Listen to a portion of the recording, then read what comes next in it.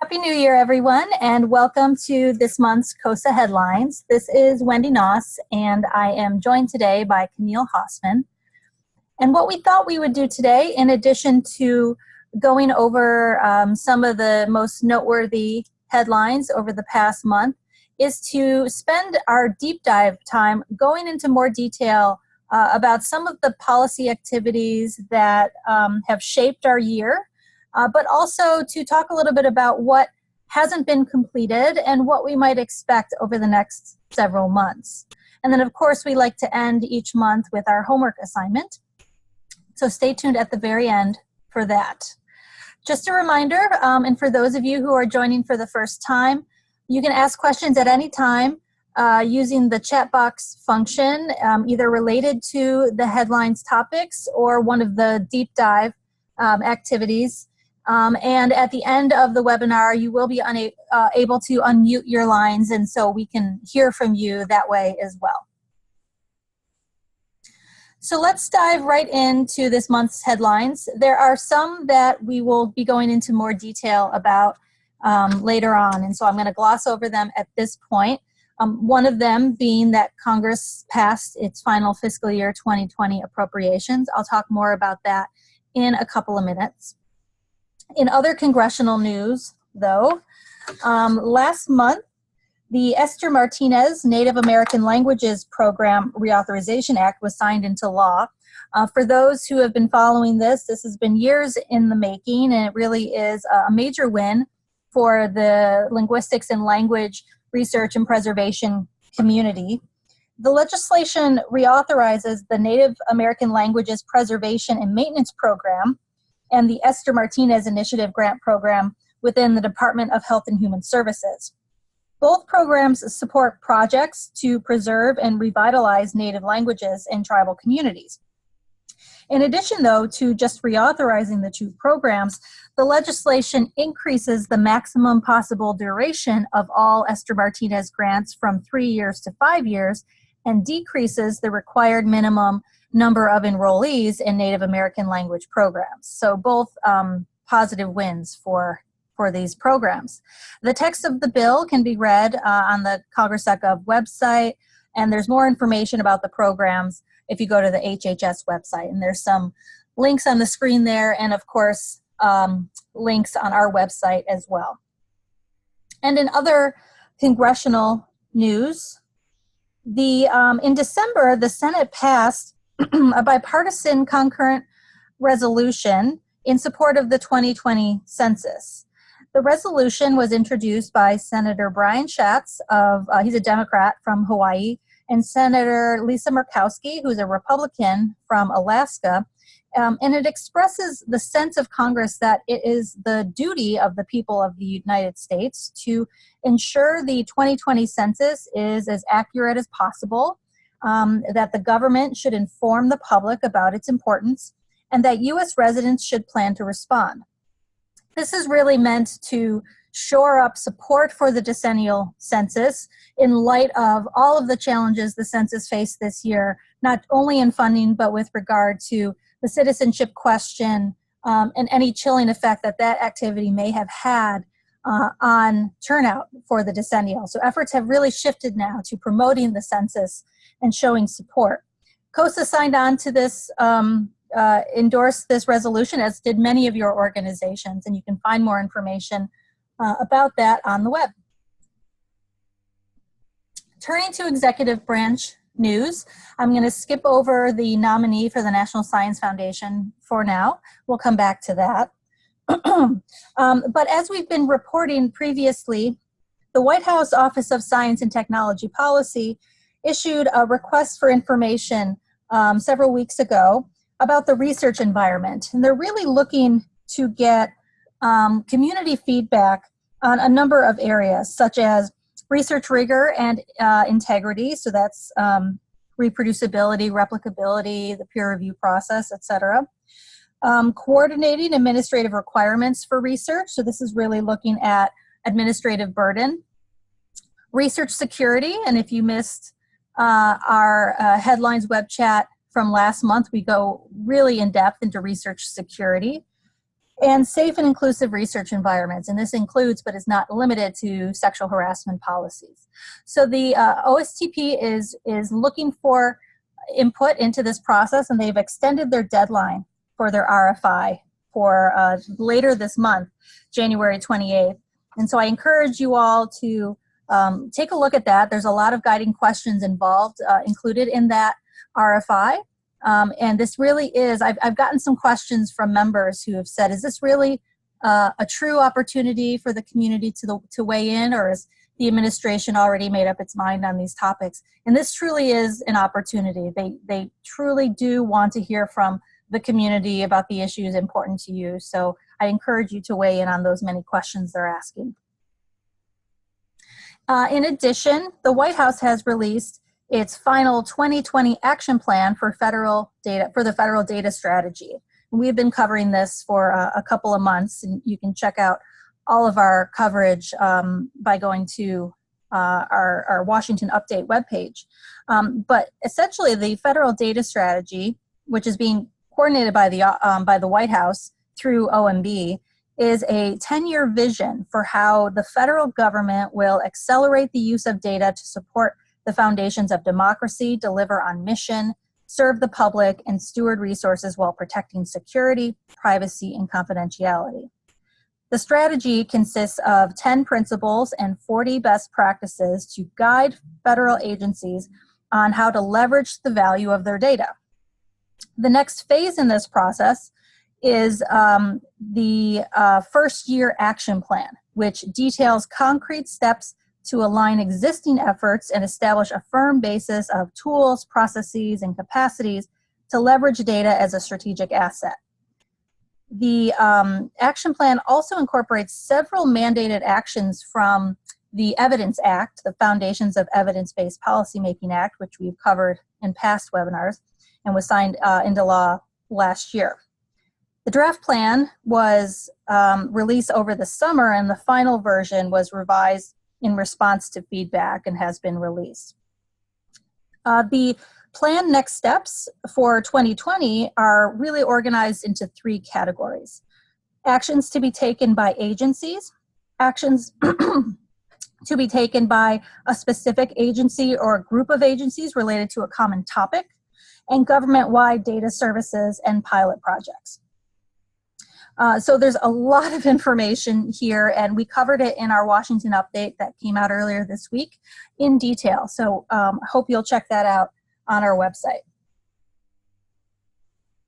Also in executive branch news, the National Institute of Mental Health at the NIH has extended its deadline for comments on its draft research strategic plan. And for those of you who follow NIH and NIMH in particular fairly closely, know that social and behavioral research has really disappeared in a lot of respects at NIMH. The focus has turned more to sort of neuroscience and sort of hardcore brain research. And so this is an opportunity for our community to weigh in about the importance of NIMH supporting behavioral research and social science research. And so with this extra time, I encourage you all to take a look at the draft plan and to submit your comments by January 15th. And finally, on December 16th, NSF released a Dear Colleague letter from the SBE Directorate and the EHR Directorate, Education and Human Resources, to draw attention of the social science community to funding opportunities in the 2 directorates related to research in graduate education. These are programs or activities that have existed for a little while, but this is really meant to follow on a couple of National Academies activities, a workshop and a report, both relating to graduate STEM education that occurred over the last couple of years, and make the community aware of these funding opportunities that exist at NSF. The funding opportunities include research grants, traineeships, and capacity grants intended to move innovative approaches to transform graduate education. And so you can read the Dear Colleague letter on the NSF website.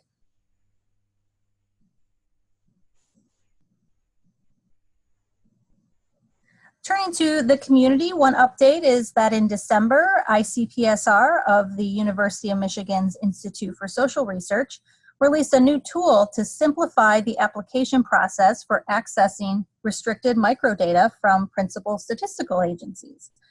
ResearchData.gov gives researchers access to a single portal and a standard application to access restricted data from the Bureau of Economic Analysis, Bureau of Labor Statistics, Census Bureau, National Center for Health Statistics, National Center for Science and Engineering Statistics, and AHRQ, the Agency for Healthcare Research and Quality. More federal data sources are expected to be added as the pilot moves forward.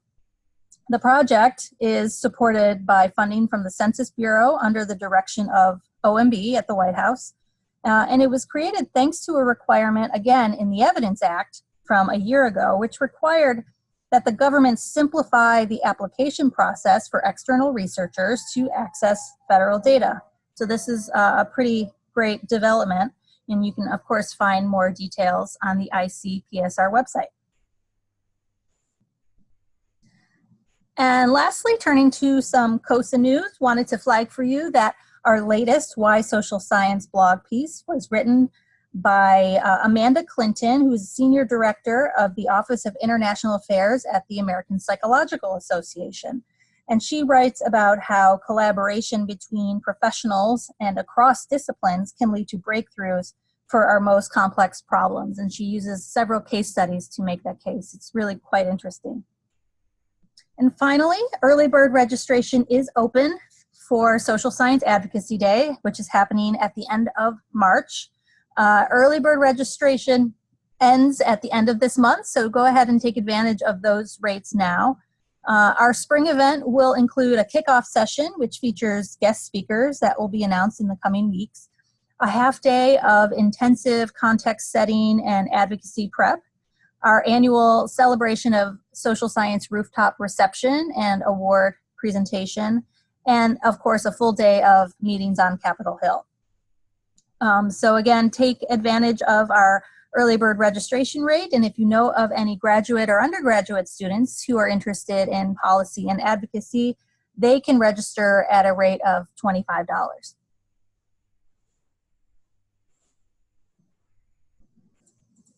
Okay, I'm just looking at the chat box.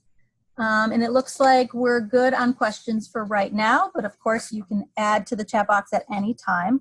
What we wanted to do now is Camille and I wanted to go through what has been completed, what is still out there, and what we think will happen over the coming months as it relates to funding and policy and agency activities and everything that might potentially impact social science research.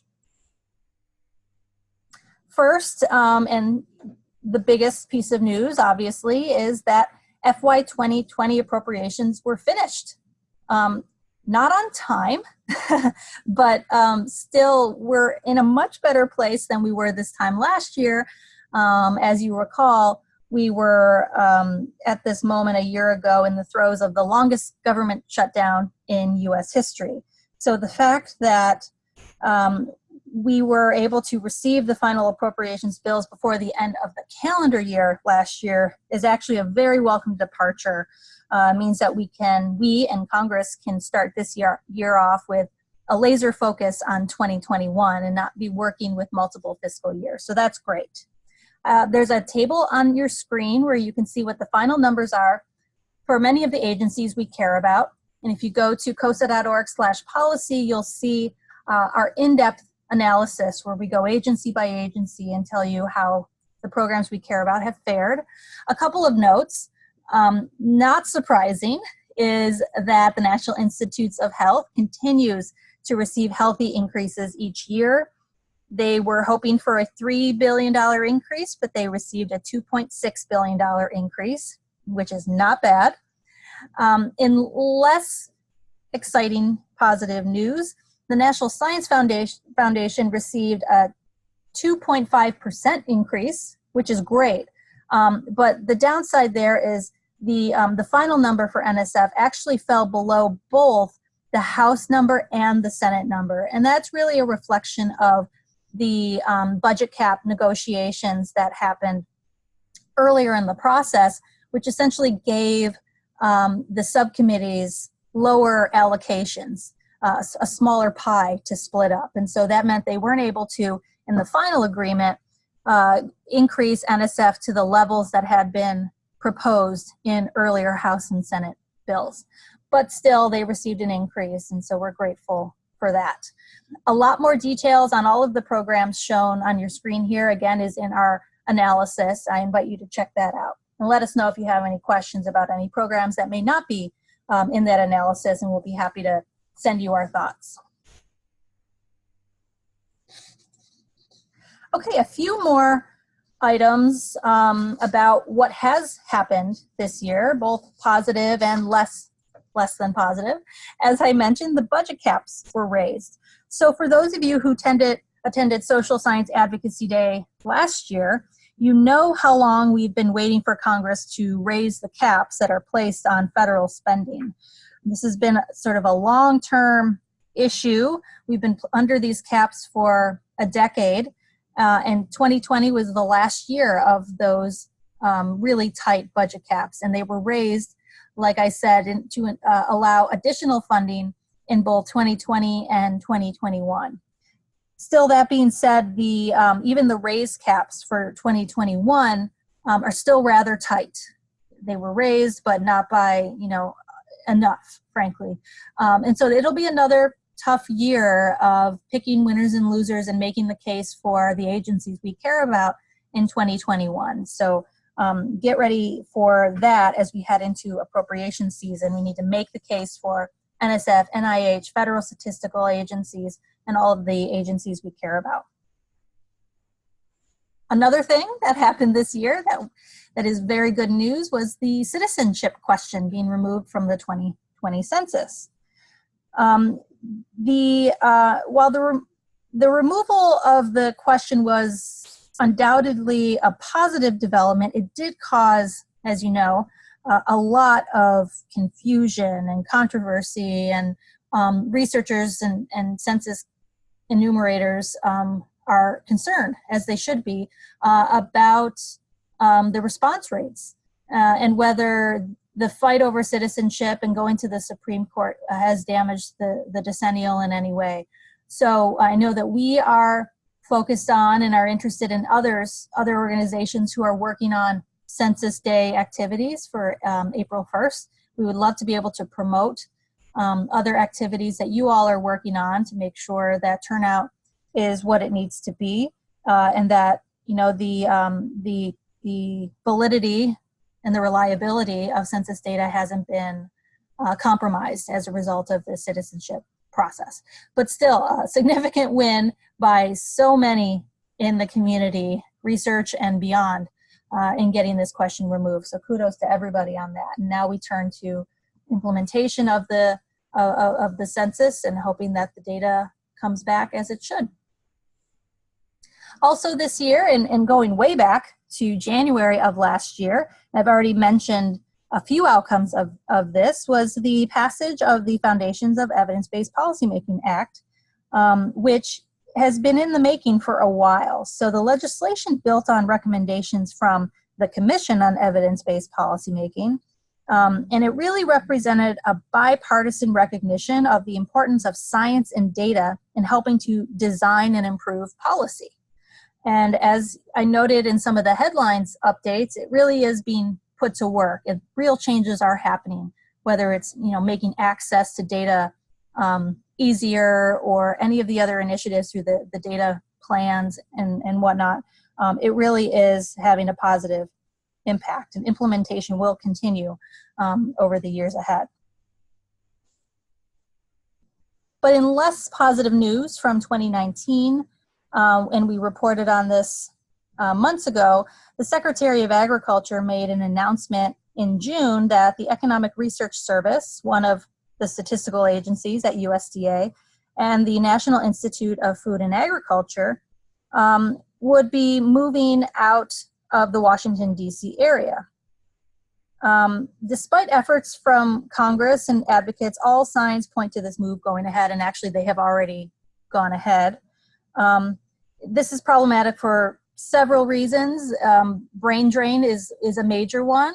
Folks being forced to leave the DC area to if they want to keep their jobs, and has led to a lot of attrition at these agencies, unfortunately, which, as you might expect, have downstream impacts on the quality of the data collected by these agencies.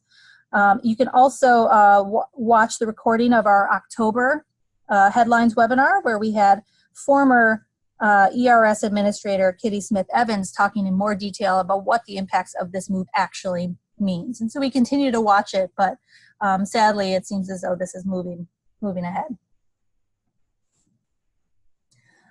Okay, now we're going to turn to some unfinished business, and I'm going to turn things over to Camille, who's going to talk about from sort of the congressional side and the agency side, what still needs to be accomplished that we may have been following over the last year. And then we'll end up with a little information on where we think things are headed. Camille. Thanks, Wendy. So there are two big trends and ongoing activities in Congress that COSSA is monitoring now that appropriations have wrapped up for fiscal year 2020.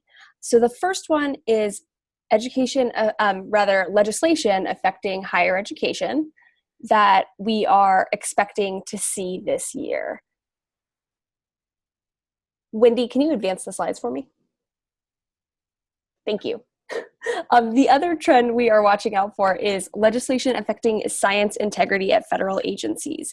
So to talk about legislation affecting higher education, last November, the House Education and Labor Committee approved their College Affordability Act, which was their version of the higher education reauthorization bill.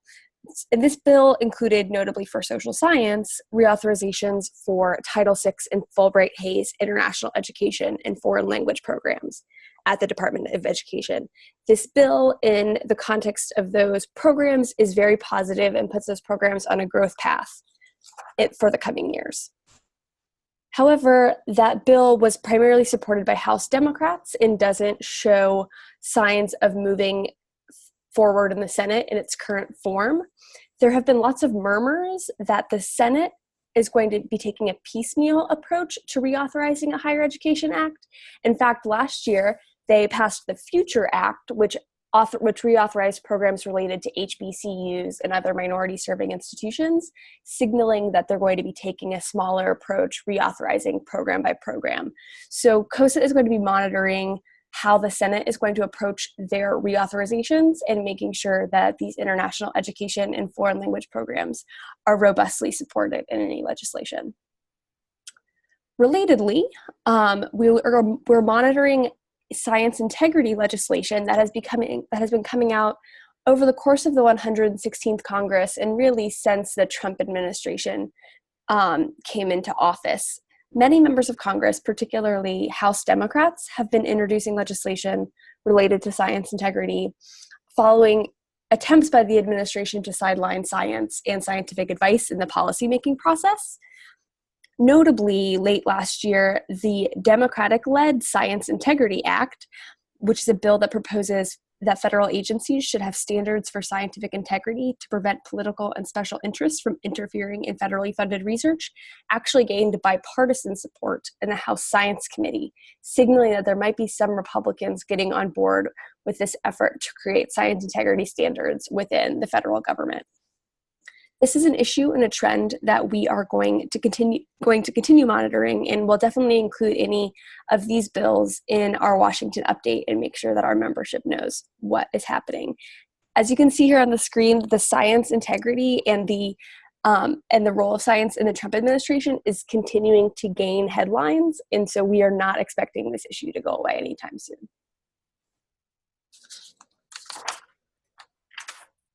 Similarly, there's a lot of pending business, a lot of pending trends at federal agencies.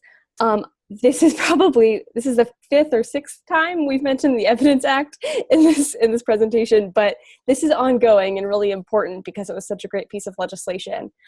In July, the White House Office of Management and Budget issued its first set of guidance related to implementing this bill. And the law formalizes the use of data and evidence in informing the everyday work of federal agencies, but the agencies are still waiting on some guidance related to open data access and management and some use of data for statistical purposes and program evaluation. And so while, as Wendy mentioned earlier, some of that guidance has been released, we're still waiting on more. So as those of you who tuned into our December Headlines webinar know, there are lots of activities related to research security happening at the White House and other federal agencies, and it has become a top priority for leaders at federal science agencies. Notably, we're watching to see how the National Science Foundation implements the recommendations from the JASON report that Toby mentioned in December, and any recommendations related to federal research that were included in the National Defense Authorization Act that passed in December. There were recommendations to create an interagency working group to address U.S. research, and we'll be monitoring how that moves forward. And look out for more information from COSSA on the state of research security and how those plans move forward in the coming weeks. There's a lot of pending business at the census, as of course this is census year. And the Bureau announced that it will adopt a special standard of privacy called differential privacy to help mathematically quantify the disclosure risk of releasing data, as well as the resulting loss of accuracy of that data, which is very important as privacy becomes a central part of the 2020 census and people are continuing to have the conversation about privacy. Relatedly, the census has released a set of demonstration data products that are linked to in our Washington update, and they're working with the Committee on National Statistics at the National Academy of Sciences to make sure that data products using differential privacy are accessible to researchers, and they have contact information, and that's included in our Washington update as well, that if you have any questions about the demonstration data products, they are willing to work with the research community. Aside from the data products, back one more. Aside from the data products, the census is preparing for their decennial enumeration. That is the largest peacetime mobilization in the country. Of course, they're going to be hiring 500,000 employees, and I'm sure everyone saw that 90% increase in the budget. There's a lot going on at the census. We're monitoring everything they're doing, including that they are going to start the count in just a few weeks in rural Alaska.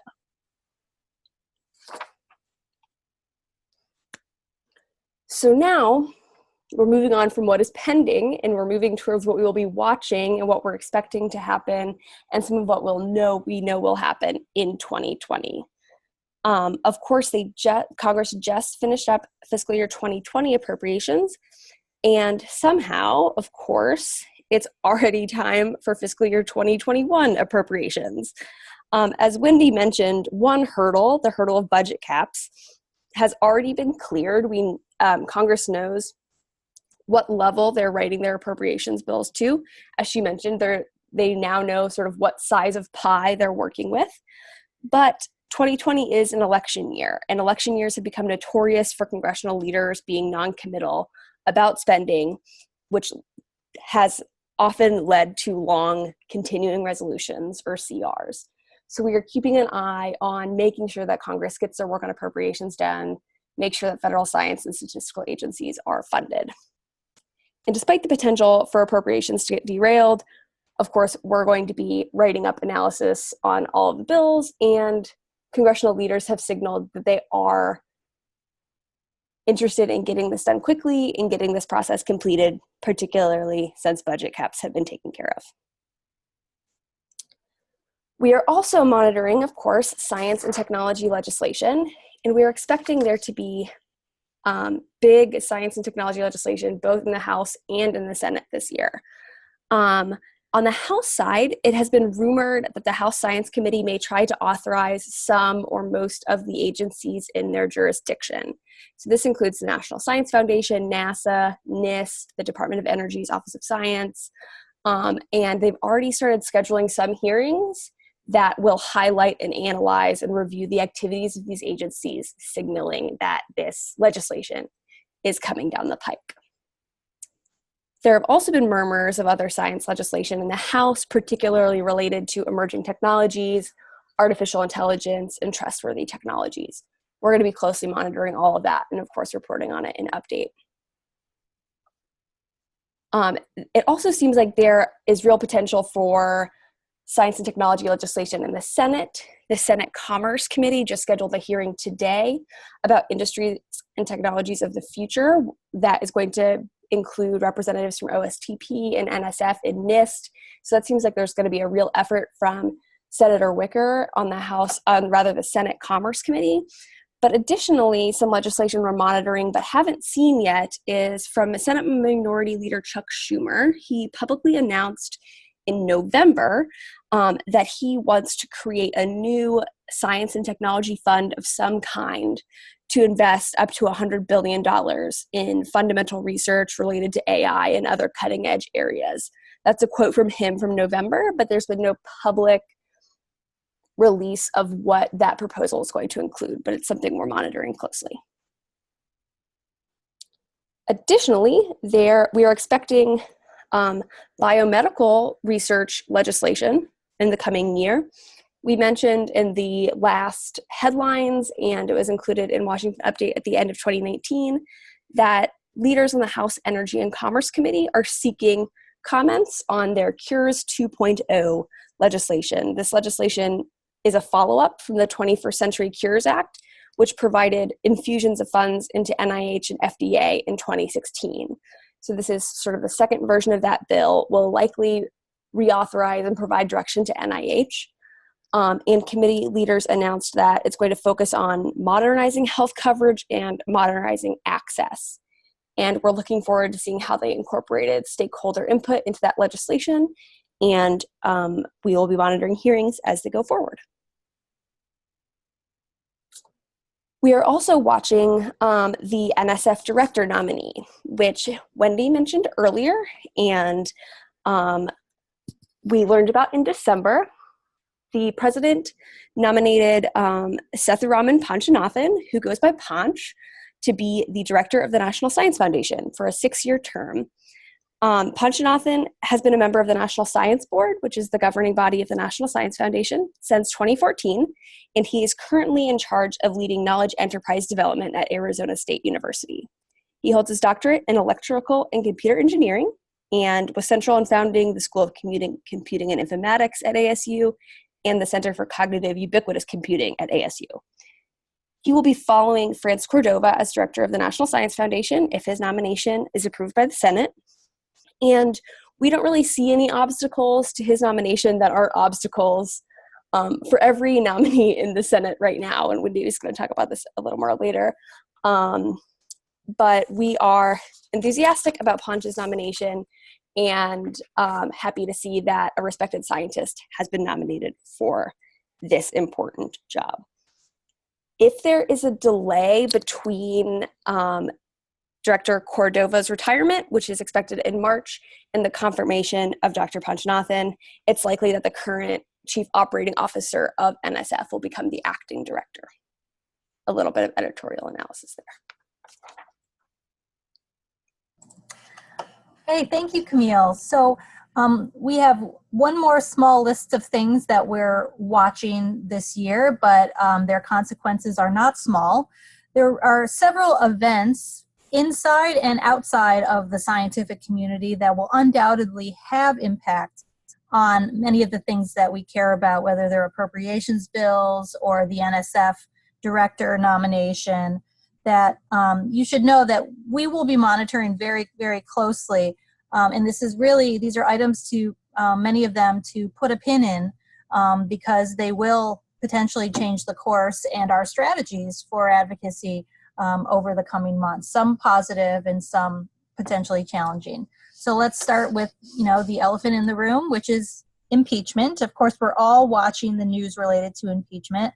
But in this context, it's notable that when the Senate starts impeachment proceedings, legislative activity in the chamber grinds to a halt. The senators are the members of the jury, and so they will be 100% focused on impeachment when that does happen. So this delay in activity, in addition to recess periods that have already been scheduled for the year, including being out of session for almost all of October in anticipation of the elections, will create quite a crunch to get things done this year, especially 2021 appropriations. So one might expect a continuing resolution for 2021 into the next fiscal year, if not, which is quite common, into next calendar year, especially if the White House changes. It's very common to hold appropriations until the new president comes in when the party switches. So stay tuned. We will all be watching that, but we will be at COSSA watching that for its impacts on the processes that govern many of the issues that we care about. Positive activity we're watching this year is NSF is turning 70 years old, and there are lots of activities that are planned throughout the year. The big one for NSF is a symposium happening at the agency February 6th and 7th. If you haven't received information about that, it is open, and we can send you a link to participate that. I believe it'll also be webcast. And we are hoping in the COSSA community and in the NSF advocacy, broader advocacy community, looking to leverage the 70th anniversary activities as well this year as we do our own lobbying on the Hill. So stay tuned for some of that, but there's definitely some positive and hopefully some really interesting stories and case stories resulting from the 70th anniversary celebrations. And of course, we've mentioned this, but Census Day is coming up, and we are concerned about turnout this year. And so there's a question in the chat box about Census Day activities. We're interested at COSSA right now in social media outreach and what we can do to promote what others are doing out there in the community, especially out there in the research community. And so we're sort of in an inventory taking phase right now to see what groups are doing, but also taking a lead from coalitions like the Census Project and some of the other ones who are really leading the charge as we head into Census Day. So watch our newsletter and social media and certainly share anything that your groups are planning, and we will try to amplify that as much as we can. And then, of course, election season is here officially, which also means retirements. And so obviously we'll be closely watching the turnover in the House and Senate, but there are some notable observations that we've been able to make so far in this process as we head into the election year. So the major impact of the 2020 election is going to be on Congress and the amount of members, amount of time that members will be spending on the campaign trail. Remember, every member of the House is up for election and 1/3 of the Senate. So contributing to the time crunch again of actual workable hours in DC to enact policy. But when it comes to the outcomes of the election, the Democratic leadership in the House is certainly worried about maintaining their majority. So the congressional calendar this year has really been built to give representatives as much time as they need back in the districts to keep a Democratic hold on the House. And of course, there's lots of tough races, but really only 4 to 6 of the 30 or so races are really competitive. But at least 3 of those seats are currently held by Republicans, and that could mean that control of the Senate may be up for grabs. And obviously, the polling changes and the dynamics change here regularly, but from where we sit right now, the House and the Senate are both relatively in play. So we'll be watching very closely. On the retirement front, though, we have already seen a flurry of members of Congress announce that they're going to retire at the end of the year and not seek re-election. The most relevant members for the committees that we care about are the announced retirements of Representatives Jose Serrano and Nita Lowy, who are both from New York, and serve on the House Appropriations Committees and chair the Mr. Serrano chairs the subcommittee that funds Census Bureau and Justice and NSF. And so those are definitely strong, supportive voices that we won't have next year, sadly. And we have ideas on who might take their place, and we'd be happy to talk about that if folks are interested. In addition, about 25 House Republicans, including Energy and Commerce Ranking Member Greg Walden, Science Committee Member Roger Marshall, Appropriations Committee Member Martha Roby, they're either retiring or seeking other office. And notably, the number of retirements already announced this year matches the number of House Republicans who retired last cycle, which at the time was considered historic. So the turnover is still very real, especially within the Republican Party. And so we'll have to see what that means for the balance of power in the House. But it is very interesting when you see large amounts of retirements such as this. Finally, we need to highlight an important retirement on the Senate side, and that's Senator Lamar Alexander of Tennessee. He's the chair of the Senate Help Committee, which oversees NIH, Department of Education, Labor, many of the authorization and nominations that we care about in the science community. So he announced in December of 2 Decembers ago, really, that he would not seek another term, and now his seat is up. And he's a senior member of Appropriations as well. So this is really a loss because of the more moderate Republicans. He really has been a champion for scientific research and has left his mark on agencies and funding that's important to us. So that's a sad departure expected in the Senate, not counting anything that might happen as a result of the elections. As we said, we will be following this very closely. We always do an in-depth election analysis afterwards, and if the administration changes, we'll be producing a transition document as well. So watch out for that as we try to keep the pulse of the election and what it means for the research community. Okay, we've gotten to the point where we have talked enough, and we would love to hear from you if you have any questions. You can either unmute your own line, you can type it into the chat box, but while I wait for questions to come in, we like to end with a homework assignment. And since this is the beginning of the year, our main concern this year is making sure that you, our members in the community, have what you need as we head into what we just discussed will be a very busy year and probably happening very quickly, and then everything will grind to a halt in the summer and fall as we head into the election. So your homework right now is to first make sure that everyone who should be receiving our materials within your organization actually are. We harp on this quite a lot, but we have an opt-in process for receiving COSSA materials since we're an association of associations. We don't have access to others within your organization. And so folks really need to approach us and ask to be added to our members list. So I hope you will, if you find this and our written materials helpful, email Julia and ask to be added to the members only list. Please spread the word so others in your organization receive these types of updates. Secondly, since it's the beginning of the year, not many folks and organizations know that the COSSA team is happy to either come to your annual meetings or Skype into a classroom or anything in between to talk about a specific policy issue or funding, or even to conduct trainings on advocacy. Really, we can tailor whatever you need for your event. And so as members, this is just a free resource to you. So email me if you have ideas.